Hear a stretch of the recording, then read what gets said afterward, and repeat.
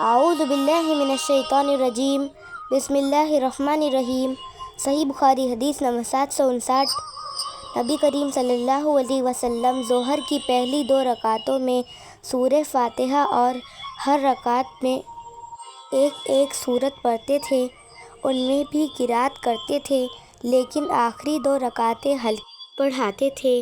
کبھی کبھی ہم کو بھی کوئی آیت سنا دیا کرتے تھے۔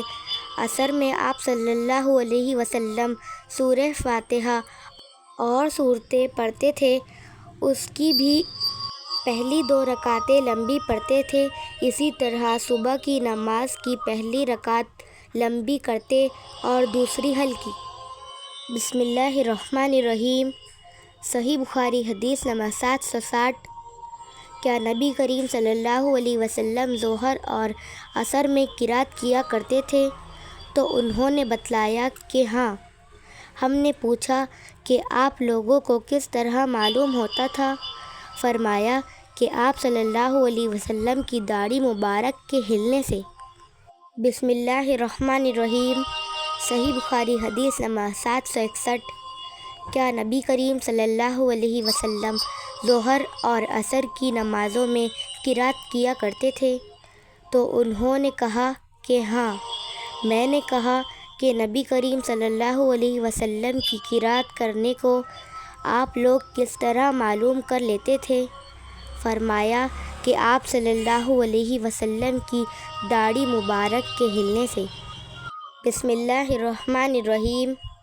صحیح بخاری حدیث نمبر 762۔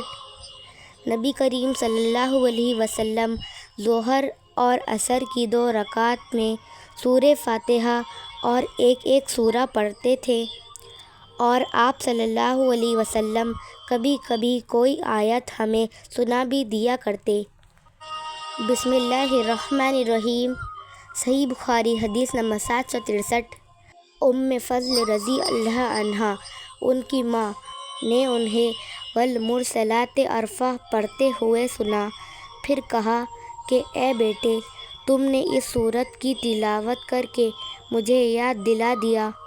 میں آخر عمر میں نبی کریم صلی اللہ علیہ وسلم کو مغرب میں یہی سورت پڑھتے ہوئے سنتی تھی۔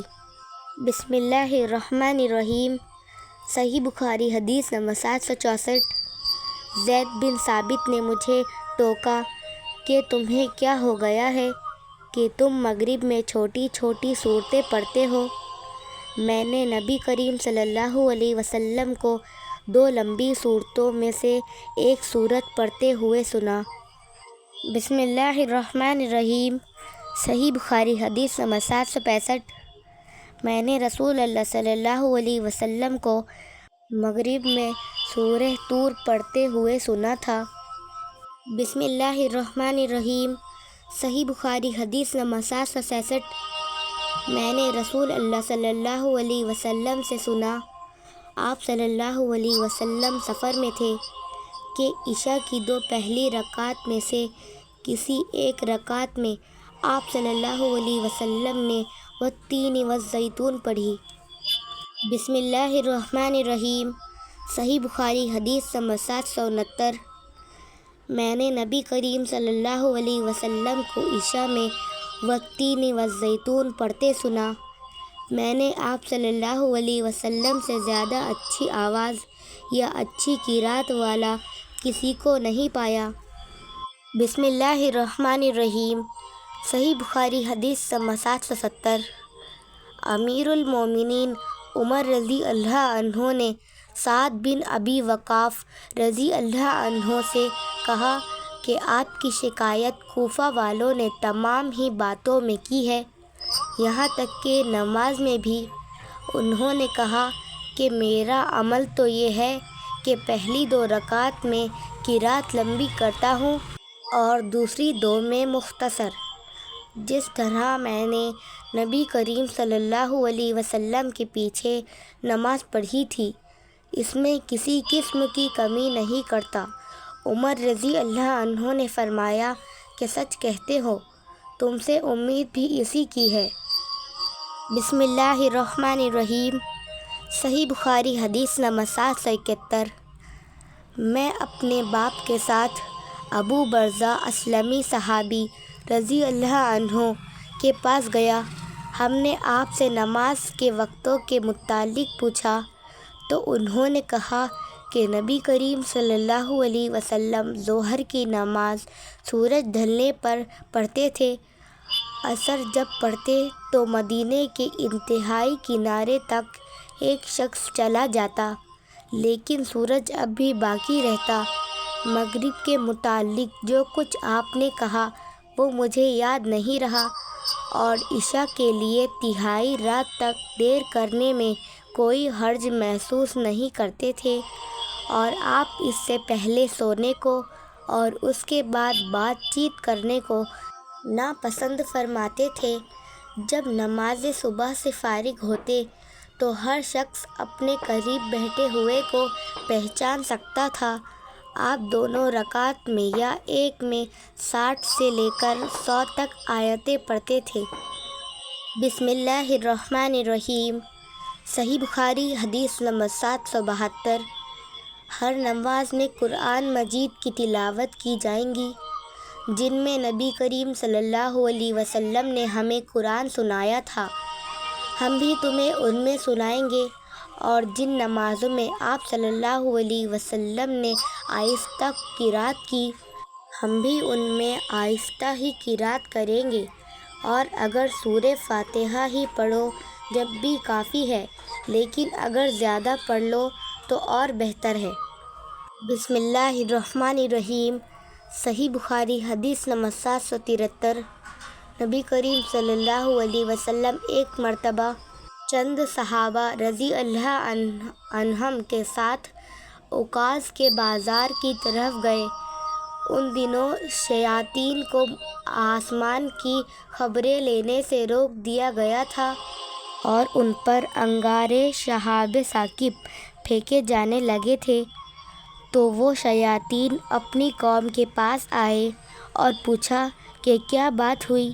انہوں نے کہا کہ ہمیں آسمان کی خبریں لینے سے روک دیا گیا ہے، اور جب ہم آسمان کی طرف جاتے ہیں تو ہم پر شہاب ثاقب پھینکے جاتے ہیں۔ شیاطین نے کہا کہ آسمان کی خبریں لینے سے روکنے کی کوئی نئی وجہ ہوئی ہے، اس لیے تم مشرق و مغرب میں ہر طرف پھیل جاؤ اور اس سبب کو معلوم کرو جو تمہیں آسمان کی خبریں لینے سے روکنے کا سبب ہوا ہے۔ وجہ معلوم کرنے کے لیے نکلے ہوئے شیاطین تہامہ کی طرف گئے، جہاں نبی کریم صلی اللہ علیہ وسلم عکاظ کے بازار کو جاتے ہوئے مقام نخلہ میں اپنے اصحاب کے ساتھ نماز فجر پڑھ رہے تھے۔ جب قرآن مجید انہوں نے سنا تو غور سے اس کی طرف کان لگا دیے، پھر کہا اللہ کی قسم یہی ہے جو آسمان کی خبریں سننے سے روکنے کا باعث بنا ہے۔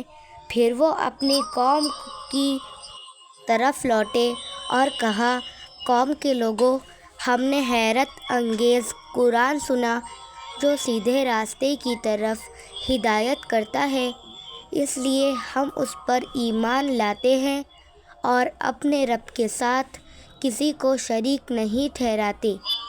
اس پر نبی کریم صلی اللہ علیہ وسلم پر یہ آیت نازل ہوئی۔ آپ کہیے کہ مجھے وحی کے ذریعے بتایا گیا ہے اور آپ پر جنوں کی گفتگو وحی کی گئی ہے۔ بسم اللہ الرحمن الرحیم۔ صحیح بخاری حدیث نمبر 774۔